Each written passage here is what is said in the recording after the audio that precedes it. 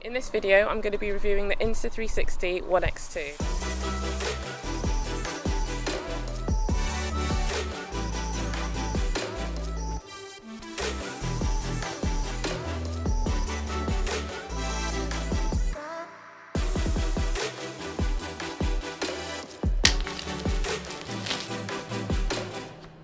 So Insta360 sent me the camera, the bullet time bundle which has the selfie stick, the invisible selfie stick, and then the bullet time attachment thing that goes on the selfie stick, and it also came with the lens cap and a 64 gig memory card. In terms of camera settings, I pretty much just left it as it was out of the box, which is 5.7K 30 FPS and auto exposure, and the colour profile is vivid, and from what I've seen it looks pretty good with those camera settings, so that's pretty much what I shot all of the footage in whilst I was doing this test in this review. I think the video quality is pretty decent. You do have to be shooting in quite bright conditions for it to not look too bad and for it to actually look pretty good. And the only thing that I will say is that obviously if you're in lower light conditions or it's even a bit of a cloudy day, the footage does look a little bit mushy, and so what you want to try and do is just make sure that you're shooting on a brighter day so that your footage looks as good as it can. And the other thing is, if it starts raining and you get water droplets on the lens,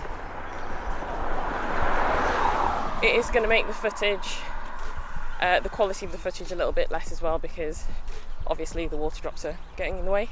And but yeah, otherwise the quality is fairly decent in general. In terms of the audio quality, it's not great.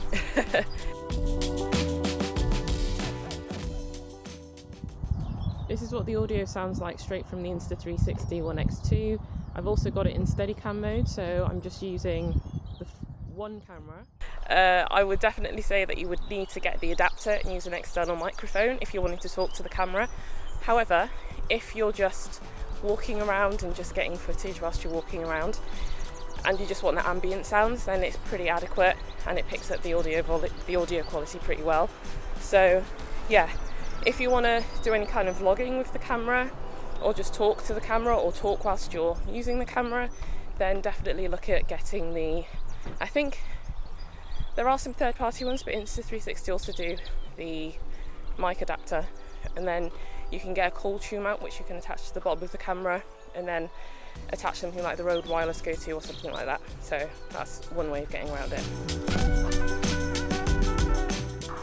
The battery life's pretty decent, and I think I was shooting for about an hour, just over an hour before the battery died.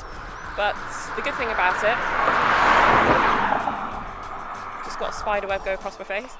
The good thing about it is the fact that it does have, I did have a spider, it's on my arm now. So, as I was saying, the good thing about it is the fact that you've got interchangeable batteries, so you don't really have to worry about batteries dying and then having to charge up the camera before you can use it again. So, if you just get a couple of batteries, then you're pretty much good to go for the entire day.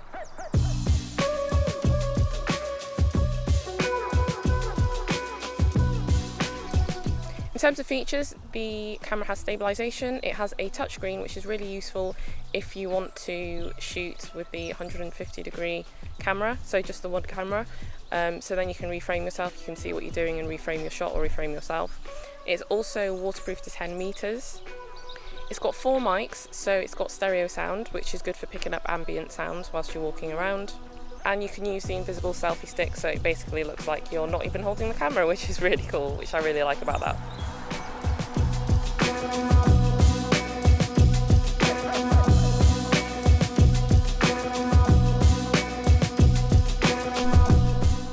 The camera itself has definitely got a bit of weight to it, but it's not heavy. It just feels solid, it just feels really well made, and it's very rugged as well. I wouldn't ever worry about dropping it as such.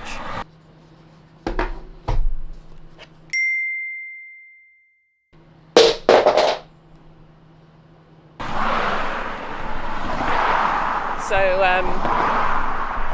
yeah, you don't really have to worry about that in that respect.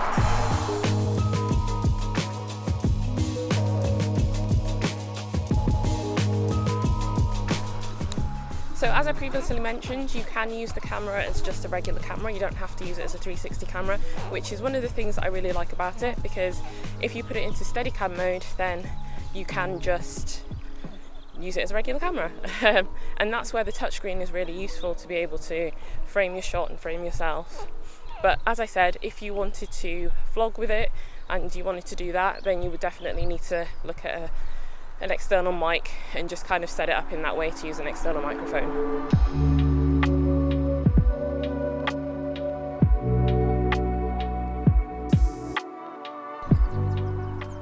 The Studio app's really good. I think it's really easy to use, both on mobile and desktop. It really just allows you to reframe your shot, so if you literally just hold the camera up anywhere, you can basically reframe your shot and get the angles that you want to. What I will say is though, when you're zooming into the footage, if you want to get in closer to just remove that fisheye look, then the footage does tend to degrade a little bit. The quality becomes not so great. So you just have to kind of be careful how much you're zooming in when you're zooming in on the footage.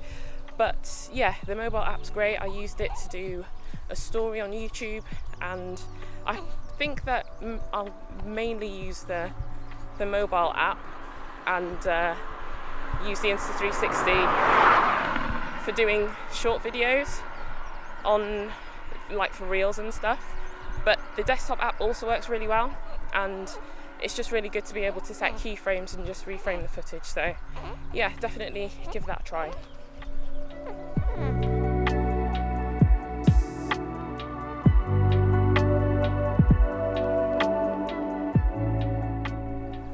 So overall, as I guess an early review, because I've only been using it for a little while, I do think it is a good camera, and I'm going to continue to use it. It'll be one of those cameras that I just chuck in my bag with me and take with me, because it's quite fun to use. I love the 360 aspect, and because it is so small, you can just chuck it in your bag and just take it around with you. So I will definitely be using it more, and you may see some more 360 footage on my channel and in stories and stuff.